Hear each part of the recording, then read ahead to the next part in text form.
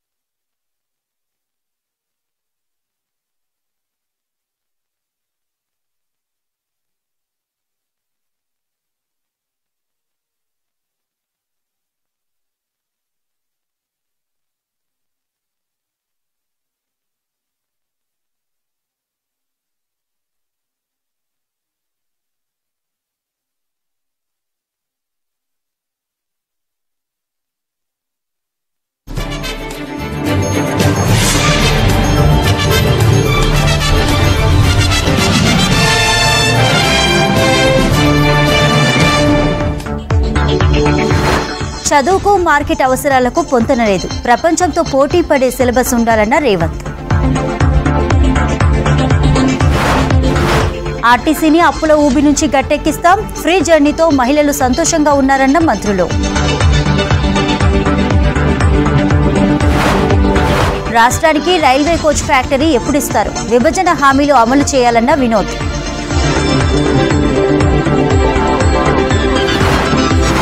దేశంలో అసెంబ్లీ ఎన్నికల బైపోల్స్ లో బీజేపీకి షాక్. మోదీ పాలనపై తిరుగుబాటు మొదలైందన్న కూటమి.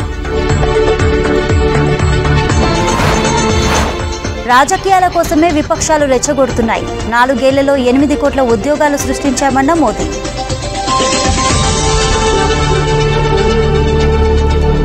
డీటెయిల్స్ చూద్దాం. రాష్ట్రానికి రానున్న 5 రోజుల పాటు భారీ వర్ష సూచన చేసింది వాతావరణ శాఖ. 4 రోజుల పాటు భారీ వర్షాలు కురిసే ఛాన్స్ ఉందన్నారు అధికారులు. ఎల్లుండి ఒక్కరోజు 4 జిల్లాల్లో అతి భారీ వర్షాలు కురిసే అవకాశం ఉందని తెలిపారు. రోడ్లు, లోతట్టు ప్రాంతాల్లో భారీగా వరద నీరు నిలిచే ఛాన్స్ ఉందని చెప్పారు. వర్షం ప్రభావిత ప్రాంతాల్లో అత్యవసరమైతే తప్ప బయటకు రావద్దని సూచించారు.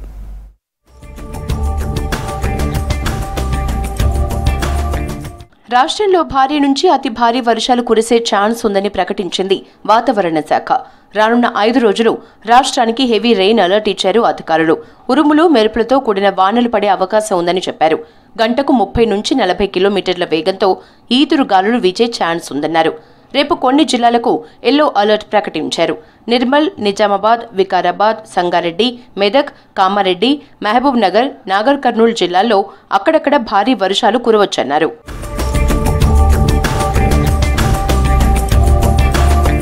ఎల్లుండి రాష్ట్రానికి ఆరెంజ్ అలర్ట్ ప్రకటించింది వెదర్ డిపార్ట్మెంట్. 5 జిల్లాల్లో భారీ నుంచి అతి భారీ వర్షాలు కురిసే అవకాశం ఉందన్నారు అధికారులు. జనగామ, సిద్దిపేట, మెదక్, కామారెడ్డి జిల్లాల ప్రజలు అప్రమత్తంగా ఉండాలన్నారు. ఈ జిల్లాలో లోతట్టు ప్రాంతాల ప్రజలు అలర్ట్గా ఉండాలన్నారు. చాలా ప్రదేశాల్లో రోడ్లు, లోతట్టు ప్రాంతాల్లో భారీగా నీరు నిలిచే అవకాశం ఉందన్నారు. చెట్లు, కరెంటు స్తంభాలు విరిగిపడే ఛాన్స్ ఉందన్నారు. అక్కడక్కడ ట్రాఫిక్ సమస్యలు ఏర్పడొచ్చన్నారు. అత్యవసరమైతే తప్ప ఇళ్ల నుంచి బయటకు వెళ్లొద్దన్నారు. మరో 14 జిల్లాలకు ఎల్లో అలర్ట్ ప్రకటించారు అధికారులు. ఉమ్మడి ఆదిలాబాద్, నిజామాబాద్, కరీంనగర్, వరంగల్ జిల్లాల్లో భారీ వర్షాలు కురిసే అవకాశం ఉందని అంచనా వేశారు.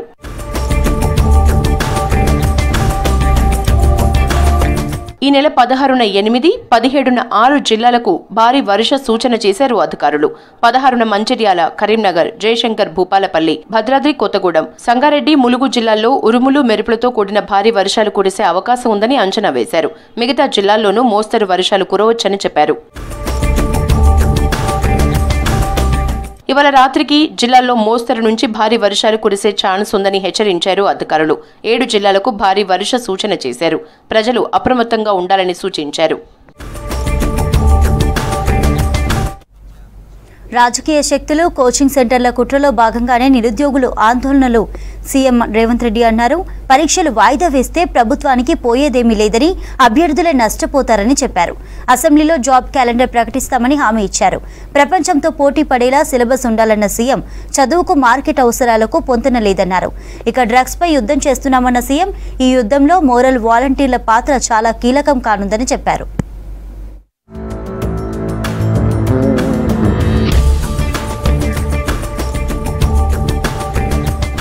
ప్రస్తుత పరిస్థితుల్లో వెల్ఫేర్ ఫస్ట్ ప్రయారిటీ అయిందని, అభివృద్ధి సెకండ్ ప్రయారిటీ అయిందన్నారు సీఎం రేవంత్ రెడ్డి. జేఎన్టీయూలో నాణ్యమైన ఇంజనీరింగ్ విద్యపై జరిగిన సదస్సుకు రేవంత్ చీఫ్ గెస్ట్గా హాజరయ్యారు. ఈ అకాడమిక్ ఇయర్ నుంచి ఫీజు రియంబర్స్మెంట్ రూపాయి బకాయి లేకుండా చెల్లిస్తామని చెప్పారు. చదువుకు, మార్కెట్ అవసరాలకు పొంతనలేదని, ప్రపంచంతో పోటీపడే సిలబస్లు ఉండాలని సూచించారు రేవంత్. ఇక్కడున్న చాలా మందికి మేమేం అంశాలు ప్రస్తావించకపోయినా ఫీ రియంబర్స్మెంట్ విషయంలో ఈ ప్రభుత్వం విధానం ఏందని మీ మనసులో ఎక్కడో ఉన్నట్టుగా మీ మొహాలు చూస్తుంటే నాకు బాగా అనిపిస్తుంది. ఈ అకాడమిక్ ఇయర్ నుంచి విద్యార్థులకు ఏదైతే ఫీ రియంబర్స్మెంట్ ఉందో, ఒక్క రూపాయి కూడా బకాయి లేకుండా ఆన్ టైం మీకు సహాయం చేయాలనో, ఎట్లా మిమ్మల్ని ఆదుకోవాలనో, ఎట్లా మిమ్మల్ని నిలబెట్టాలనో మా ప్రభుత్వం తప్పకుండా ప్రయత్నం చేస్తా అని చెప్పి ఈ సందర్భంగా మీకు నేను తెలియజేయదలుచుకున్నా. ఈ సాంకేతిక విద్యను దేశ స్థాయిలో, ప్రపంచ స్థాయిలో, ప్రత్యేకించి ఈ జేఎన్టీయూ కళాశాల ద్వారానే ఈ సాంకేతిక విద్య రాబోయే కాలంలో ప్రపంచ స్థాయిలోనే ఇక్కడి నుంచే మనం మలుపు తీసుకుందామని ముఖ్యమంత్రి గారి ఆలోచన మేరకు ఆర్టిఫిషియల్ ఇంటెలిజెన్స్కి సంబంధించిన ఒక గ్లోబల్ సమిట్ రాబోయే సెప్టెంబర్ మాసంలో జరుపుతా ఉన్న సందర్భంలో మనం అందరం కూడా లాంచ్ చేసుకున్నాం. అసెంబ్లీ సమావేశాల్లోనే జాబ్ క్యాలెండర్ రిలీజ్ చేస్తామని ప్రకటించారు సీఎం రేవంత్ రెడ్డి. మార్చి 31లోగా ఖాళీలను గుర్తించి జూన్ 2లోపు నోటిఫికేషన్లు వేస్తామని చెప్పారు. యూపీఎస్సీ తరహాలోనే రాష్ట్రంలో ఉద్యోగ పరీక్షలన్నారు రేవంత్ రెడ్డి. స్కిల్ అనేది వారసత్వం కాదని, నిత్యం నేర్చుకోవాల్సిందేనన్నారు సీఎం. నిరంతరం నిరుద్యోగ యువకులకు, విద్యార్థులకు అవసరమైన ప్రణాళికల్ని, మీకు తెలుసు 20 సంవత్సరాల నుంచి టీచర్ కమ్యూనిటీ ప్రమోషన్స్ అని పెండింగ్ ఉండే, వందల వేల కేసులు కోర్టులలో ఉంటే వాటన్నిటిని కూడా క్లియర్ చేసి మన 19,000 మంది టీచర్లకు ప్రమోషన్స్ ఇచ్చిన in one stroke. Every year March 31 లోపల అన్ని శాఖలలో ఉండే ఖాళీలను తెప్పించి జూన్ 2 లోపల నోటిఫికేషన్లు ఇచ్చి డిసెంబర్ 9 లోపల సంవత్సరం నుండి ఖాళీలను అన్ని భర్తీ చేయడానికి జాబ్ క్యాలెండర్ని తీసుకొస్తున్నా. 10 ఏళ్ల కోసం నోటిఫికేషన్ల కోసం కొట్లాడమని, ఇప్పుడు వాయిదాల కోసం రాజకీయాలు చేస్తున్నారని ఫైర్ అయ్యారు సీఎం రేవంత్ రెడ్డి. రాజకీయ శక్తులు కోచింగ్ సెంటర్ల కుట్ర వల్లే వాయిదా కొట్లాటలు చేస్తున్నారని ఆరోపించారు. పరీక్షలు వాయిదా వేస్తే విద్యార్థులకే నష్టమన్నారు రేవంత్ రెడ్డి. ప్రభుత్వాలకు పోయేది ఏం లేదు, మళ్ళోసారి ఏది పోస్ట్ పోన్ చేసినా 10 ఏళ్ళు మనము అంతకుముందు కొట్లాడింది తెలంగాణ కోసం, ఉద్యోగాల కోసమే. పరీక్షలు వాయిదా వేయడానికి కొట్లాడుతున్నారు అంటే కేవలం కొన్ని రాజకీయ శక్తులు, కొన్ని కోచింగ్ సెంటర్ల యజమానులు. డ్రగ్స్ పై ప్రభుత్వం యుద్ధం ప్రకటించిందన్నారు సీఎం రేవంత్ రెడ్డి. జేఎన్టీయూలో స్టూడెంట్ వాలంటరీ కార్యక్రమంలో పాల్గొన్నారు. స్కూళ్లలో సబ్జెక్టులే కాదు, మోరల్ పోలీసింగ్ ని కూడా నేర్పించాలని సూచించారు. ప్రతి చోట పోలీసులు ఉండలేరని, పోలీసులు లేని చోట మోరల్ పోలీసింగ్ చాలా కీలకమన్నారు. ఒక ఫోకస్ తో పనిచేయండి. ఇక్కడున్న జితేందర్ కావచ్చు, లేకపోతే అవినాష్ కావచ్చు, సుధీర్ బాబు వాళ్ళ ఫాదర్ ఎంపీ, కానీ ఆయన ఐపీఎస్ ఆఫీసర్. ఆయన ఏం రాజకీయాలు వైపోలే, చదువుకుంటే ఐపీఎస్ అయింది. శ్రీనివాస్ రెడ్డి గారు అగ్రికల్చర్ బ్యాక్గ్రౌండ్, చదువుకొని ఐపీఎస్ హైదరాబాద్ సిటీ కమిషనర్ అయింది. ఇవన్నీ కూడా ఏంటంటే మనం మన లైఫ్ లో ఫోకస్ పెట్టినప్పుడు ఇది సాధ్యమవుతుంది. మరో బీఆర్ఎస్ ఎమ్మెల్యేను కాంగ్రెస్ లో చేర్చుకున్నారు సీఎం రేవంత్ రెడ్డి. షేర్లింగంపల్లి ఎమ్మెల్యే అరిగపూడి గాంధీ ముఖ్యమంత్రి రేవంత్ రెడ్డి సమక్షంలో కాంగ్రెస్ లో చేరారు. ఆయనతో పాటు పలువురు కార్పొరేటర్లు, అనుచరులు హస్తం కండువా కప్పుకున్నారు. దీంతో కాంగ్రెస్ లో చేరిన బీఆర్ఎస్ ఎమ్మెల్యేల సంఖ్య 9కి చేరింది. మరికొంతమంది బీఆర్ఎస్ ఎమ్మెల్యేలు కాంగ్రెస్ లో చేరుతారని జోరుగా ప్రచారం జరుగుతుంది. టీఆర్ఎస్ పార్టీల అభివృద్ధి ధ్యేయంగా ముందు పోయాం. మరి ఈరోజు 7 నెలలుగా కాన్స్టిట్యున్సీలో అభివృద్ధి కుంటుపడిన విషయం ప్రజానికి అందరూ కూడా తెలుసు. మా మిత్రులు, శ్రేయోభిలాషులు, నేను ఎవరో తెలియని రోజుల్లో కూడా నన్ను 3 సార్లు ఆశీర్వదించిన సందర్భం మీ అందరికీ తెలుసు. ఒక 6 నెలలు 7 నెలలకు ఒక రూపాయి పని చేసినటువంటి సందర్భం లేదు. ముఖ్యమంత్రి గారు మా పాత మిత్రుడు, శ్రేయోభిలాషి. రేపు రంగారెడ్డి జిల్లాలో పర్యటించనున్నారు సీఎం రేవంత్ రెడ్డి. అబ్దుల్లాపూర్మెట్ మండలం లష్కర్గూడ గ్రామంలో జరిగే గీత కార్మికుల సభలో పాల్గొననున్నారు. తాటి చెట్టు ఎక్కే కల్లు గీత కార్మికుల సేఫ్టీ కోసం కాటమయ్య రక్షణ కవచం అందచేయనున్నారు. తర్వాత గీత కార్మికులతో కలిసి సహాపంక్తి భోజనం చేయనున్నారు సీఎం రేవంత్.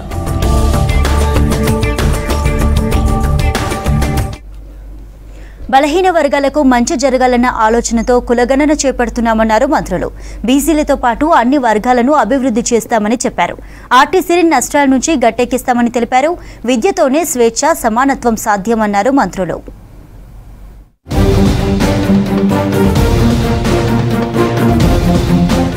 రంగారెడ్డి జిల్లా అబ్దుల్లాపూర్ మెట్లో రేపు జరగనున్న సీఎం రేవంత్ సభ ఏర్పాట్లను పరిశీలించారు మంత్రి పొన్నం ప్రభాకర్. సభాస్థలిని పరిశీలించి అధికారులకు సూచనలు చేశారు. భద్రతా ఏర్పాట్లపై పోలీసు అధికారులతో మాట్లాడారు. ఎంతమంది గీత కార్మికులు హాజరయ్యే అవకాశం ఉంది, అందుకు తగ్గట్లుగా ఏర్పాట్లు చేశారా అని ఎమ్మెల్యే మల్రెడ్డి రంగారెడ్డిని అడిగి తెలుసుకున్నారు. కాటమయ్య రక్షణ కవచంను టెక్నికల్ గా ఉపయోగించి గీత కార్మికులతో మాట్లాడారు. భద్రతా అంశాలపై ఆరా తీశారు. సీఎం రేవంత్ రెడ్డి అబ్దుల్లాపూర్ మెట్లో కాటమయ్య రక్షణ కవచాన్ని ప్రారంభించనున్నారు.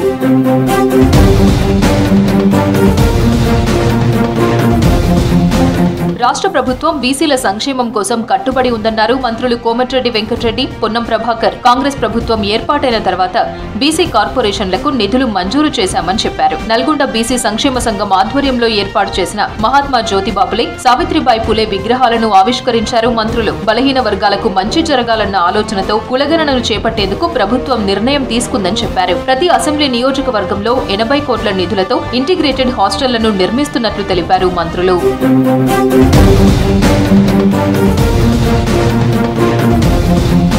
ప్రజలకు మెరుగైన సేవలందించేందుకు కొత్తగా 1000 బస్సులను కొనుగోలు చేశామన్నారు మంత్రి పొన్నం ప్రభాకర్. అప్పట్లో ఉన్న ఆర్టీసీని పైకి తెచ్చేందుకు ప్రభుత్వం అన్ని చర్యలు తీసుకుంటుందని చెప్పారు. నల్గొండ ఆర్టీసీ డిపోలో నల్గొండ టు హైదరాబాద్ కు ఓ AC bus, 4 deluxe, Palle Velugu బస్సులను మంత్రి కోమటిరెడ్డి వెంకటరెడ్డితో కలిసి ప్రారంభించారు పొన్నం. రాష్ట్ర వ్యాప్తంగా 60 నుంచి 70 కోట్ల మంది మహిళలు ఉచితంగా బస్సు ప్రయాణం చేస్తున్నారని తెలిపారు మంత్రి కోమటిరెడ్డి వెంకటరెడ్డి.